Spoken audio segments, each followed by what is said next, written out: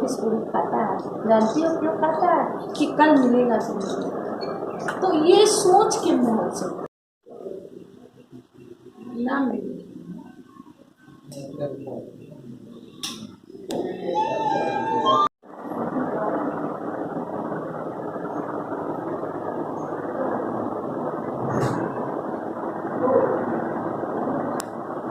समर्पण था और ये कोई पॉलिटिक्स नहीं। देखिए हर दल का सोच है कि हमें सेवा करना है। नेता का क्या मतलब है, उसकी परिभाषा ही है। आज के इस कार्यक्रम में आपका हार्दिक स्वागत है। और किस मुद्दे को लेकर के आप आज यहाँ बात करना चाहेंगे और क्या रहा आज के कार्यक्रम का, क्या खास महत्व था?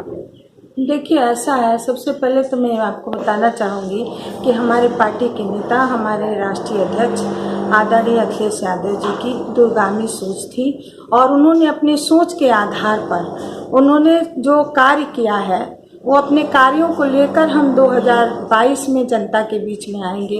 क्योंकि हमारे नेता ने ऐतिहासिक कार्य किया और आप देख सकते हैं कि जो भी कार्य किया वो सार्थक कार्य है। चाहे जो योजनाएं भी रही हों समाजवादी पार्टी शासन की और चाहे जो विकास का कार्य था, ये सब कार्य उन्होंने बहुत ही अच्छी तरह से सोच करके किया, जिसके आधार पर हम लोग 2022 में जनता के बीच में आएंगे और अपने कार्यों को बताएंगे। मैडम, देवरिया में आपने प्रेस के लिए कुछ किया है, बरहज में आपका प्रेस के लिए क्या योगदान? आज मैं 3 दिन से यहाँ पे हूँ बरहज में और मैं कई गांव का दौरा की और मैंने देखा जो विषम परिस्थिति है कि यहाँ लोग बाढ़ से बहुत परेशान हैं। यहाँ बंधे का कार्य तो सेंक्शन हो गया पैसा, लेकिन समय पे उसका कार्य नहीं हो पाया है, जिसके कारण लोग परेशान हैं। दूसरी प्रॉब्लम दिखी कि तमाम लड़के बेरोजगार हैं, इनके लिए कोई कार्य नहीं है। ये दिन भर बेचारे पढ़ करके, मुझे लगता है कि आने वाला समय बड़ा भयावह लगा। मुझे लगा कि इतनी बेरोजगारी जो है वो चरम सीमा पर है। तो इसके लिए सरकार को सोचना चाहिए और कुछ कार्य करना चाहिए मुझे। और मैं ये कहना चाहती हूँ, देखिए मैं जब से आई हूँ बिजली की प्रॉब्लम है, लाइट चली गई है, तो बिजली पे भी कुछ इन लोगों को सोचना चाहिए। और हमारी सरकार कह भी रही है कि यदि 22 में हमारे नेता राष्ट्रीय अध्यक्ष जब आएंगे तो निश्चित तौर पे 300 यूनिट बिजली फ्री देने की जो बात है उस पर भी वो कायम रहेंगे और काम करेंगे। इस तरह की चुनाव आने की तैयारी है और ऐसे में कुछ नेताओं को टिकट को लेकर के आपसी अंदर के कुछ कार्यकर्ताओं में कुछ मनमुटाव जैसा रोष है क्या? आपको ऐसा लगता है? देखिए ये सभी पार्टियों में है, सभी लोगों की इच्छाएं हैं और सभी लोग टिकट मांगने का अधिकार है। ये हमको भी है, आपको भी है। जिसको पार्टी चाहेगी उसको टिकट देगी, वो जनता के बीच में आएगा और काम करेगा। तो भारत की राजनीति में आपके पिता स्वर्गीय मनमोहन सिंह जी का जो है बहुत बड़ा योगदान रहा है। बरहज के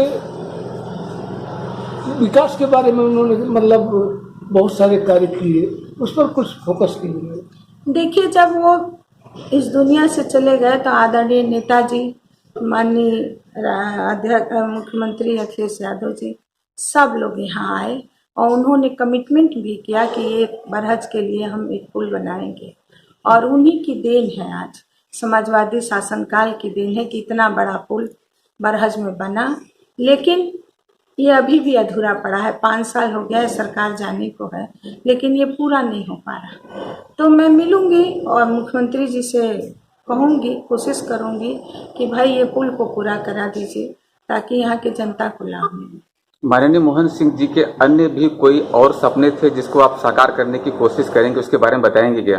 देखिए ऐसा है कि मेरे पिताजी पूर्ण खाटी समाजवादी थे और उनकी सोच आम जनता के लिए रहती। वो हमेशा ये सोचते थे कि एक छोटा सा बच्चा है, उसको रोटी चाहिए, उसको कपड़ा चाहिए, उसको रहने का आवास चाहिए, इसी की आवाज़ वो जीवन भर उठाते रहे।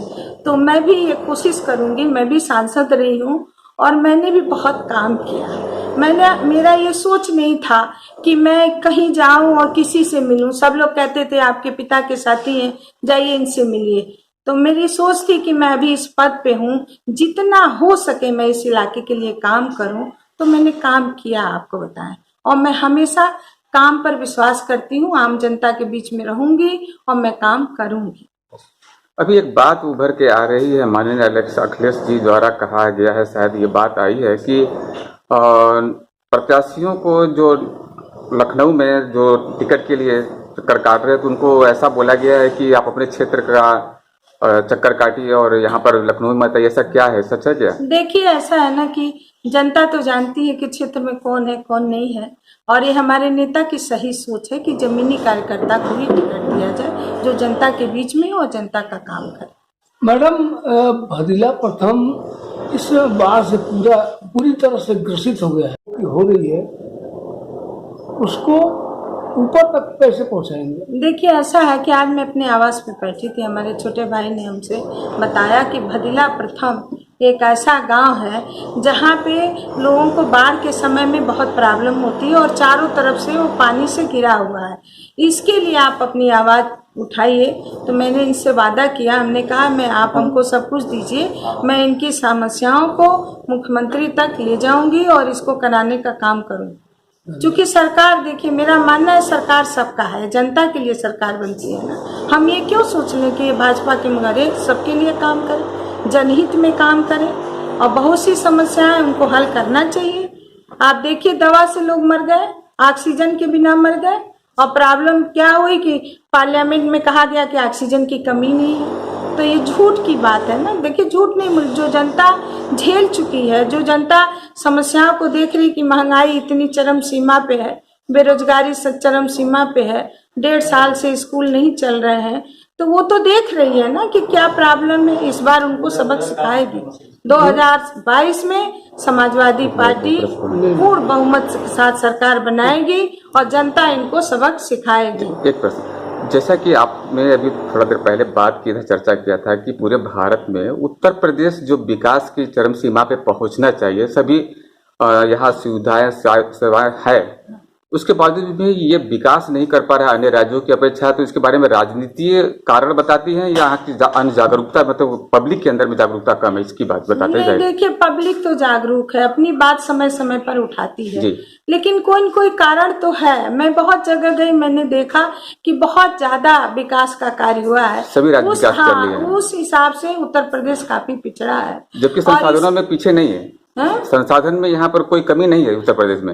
हाँ, ये बात सही है, लेकिन कुछ अब जो भी कारण हो, देखिए इसको क्या कहेंगे, राजनीति कहेंगे या हर तरह से आप भाई, जब विकास नहीं होता है तो कहीं न कहीं कमी तो रहती ही है ना, चाहे हमारी हो, आपकी हो, किसी की हो। तो आप अपनी दृष्टि से क्या मानती है इसको? मैं ये चाहती हूँ, देखिए जब से मैं मतलब राजनीति में कदम रखी हूँ तो मैंने ये प्रतिज्ञा किया कि मैं काम करूंगी और जहाँ कहीं की भी समस्या होगी, मैं जो भी होगा सरकार सत्ता तक पहुंचाऊंगी और इसको हल करने का प्रयास करूंगी। धन्यवाद। धन्यवाद।